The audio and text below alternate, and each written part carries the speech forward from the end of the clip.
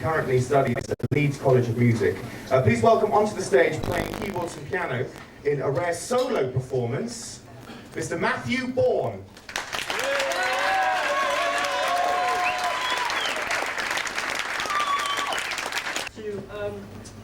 To my favourite sax players, John Zorn, and a British sax player who's been overlooked.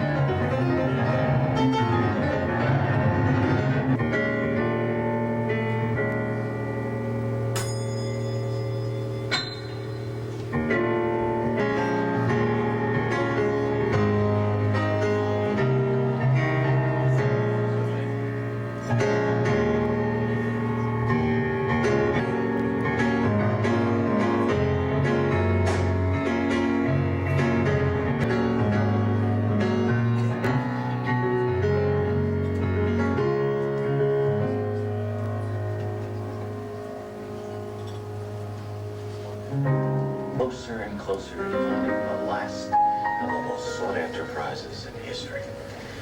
Though we cannot help but envy him, whoever he is, and we might be tempted to be bitter at our losing, we must remember there are many more important. This is a musical, huh? Boys and girls, rain and chocolate.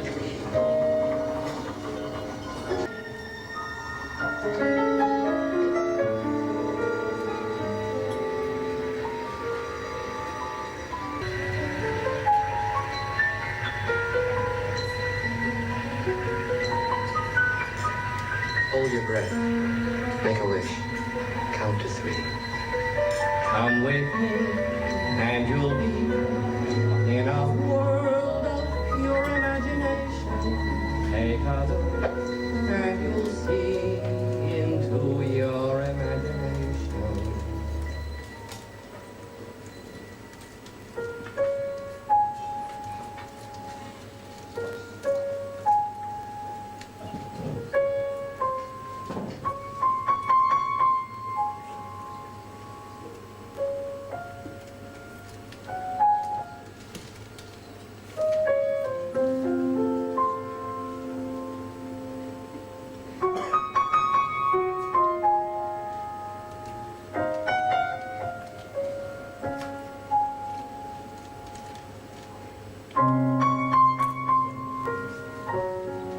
Snozwankers?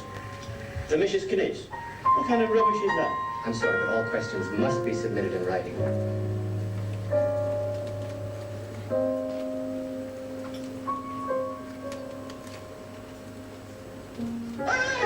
Don't just stand there, do something! Help, please.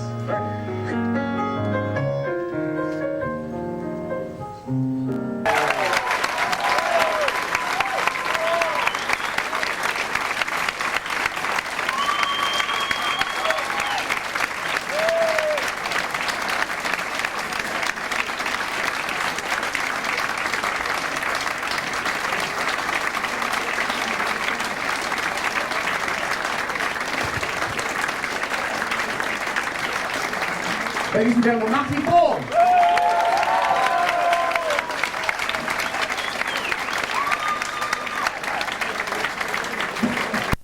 What you're doing here, basically.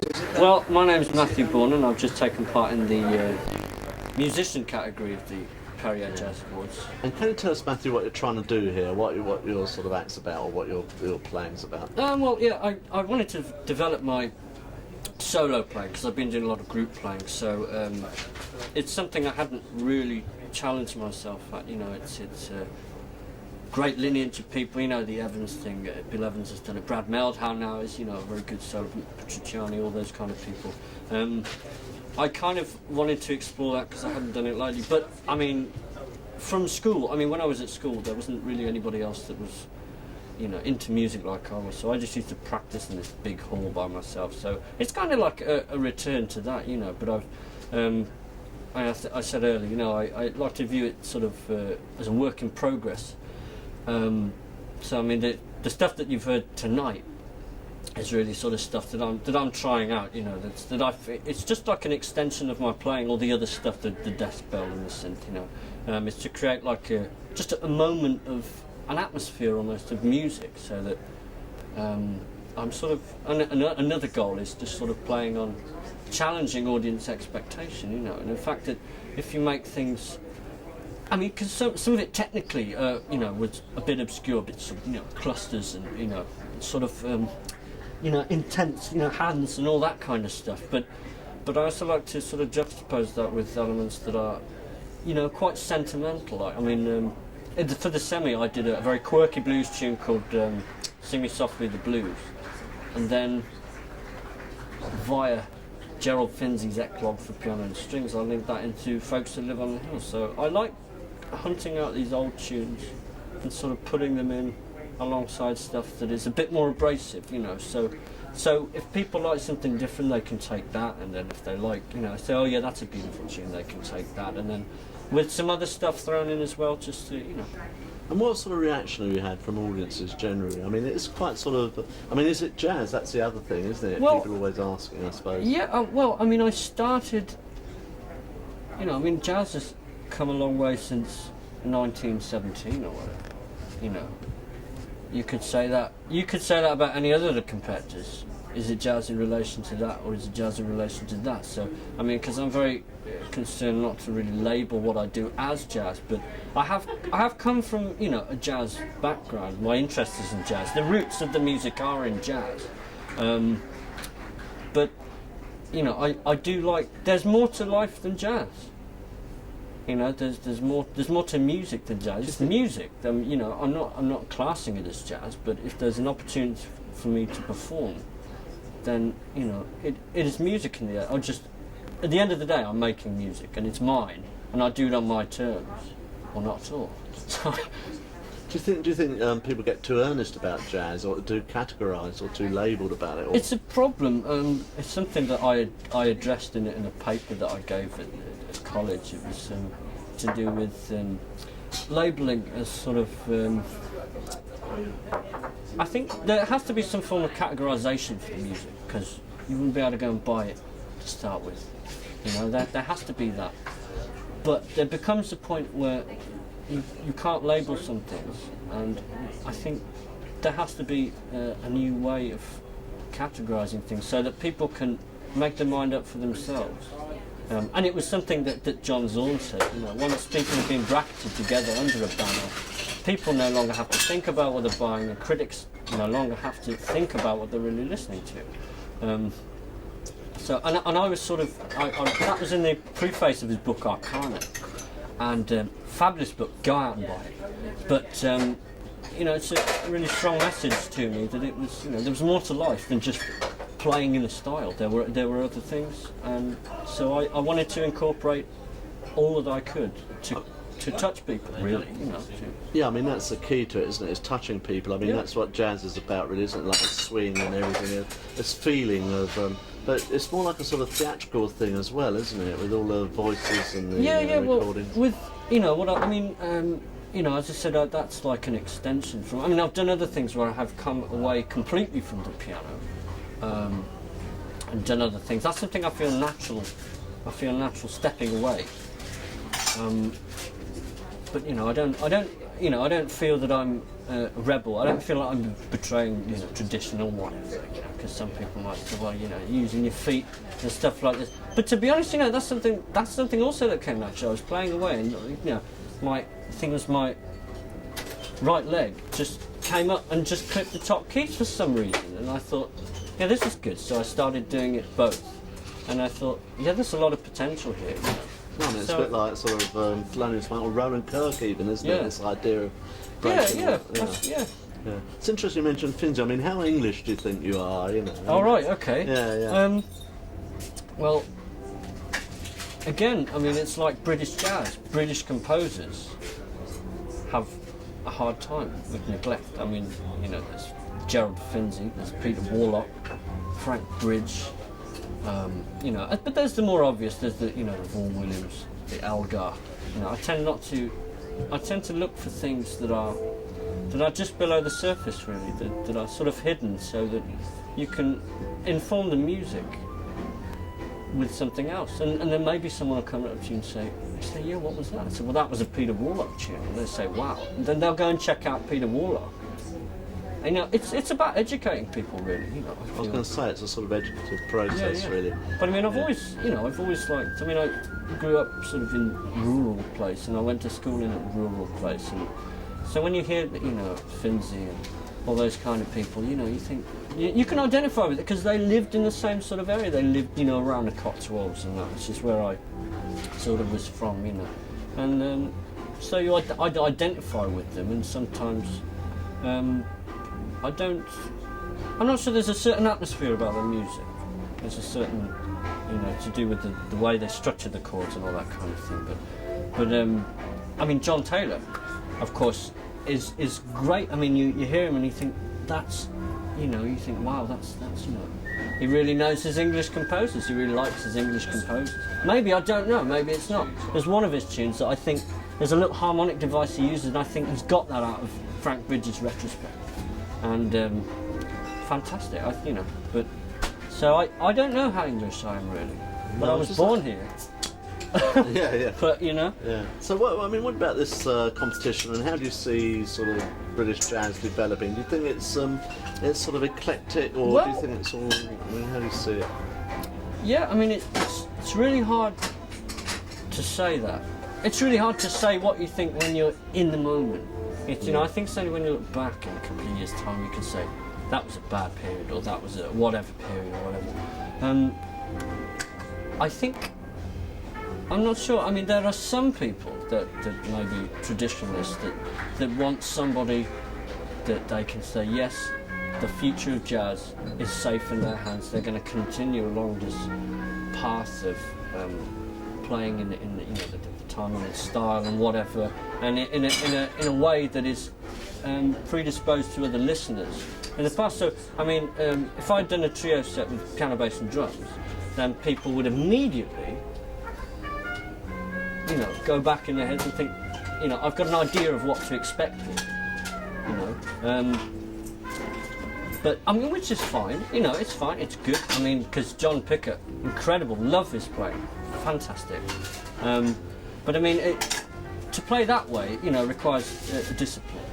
And when I first got into jazz, I was, as I say, I was alone in the school, so I had a lot of things. I didn't have a lot of input in being in a school in the middle of nowhere, so I, sort of drew on my own ideas to get things going. But yeah, the direction of jazz. I mean, that's a tough question. It's a really tough question. And these, all the people here tonight, fantastic players and everything.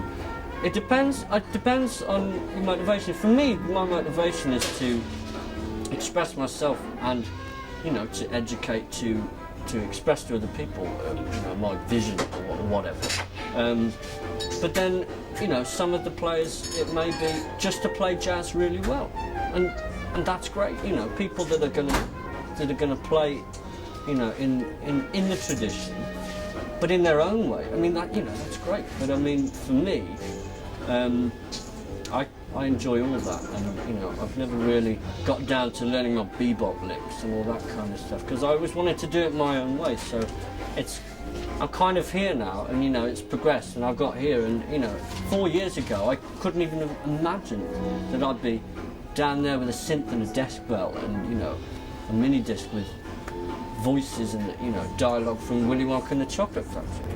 That's continuously developing. So yeah, I think that the future of jazz is made up of people that enjoy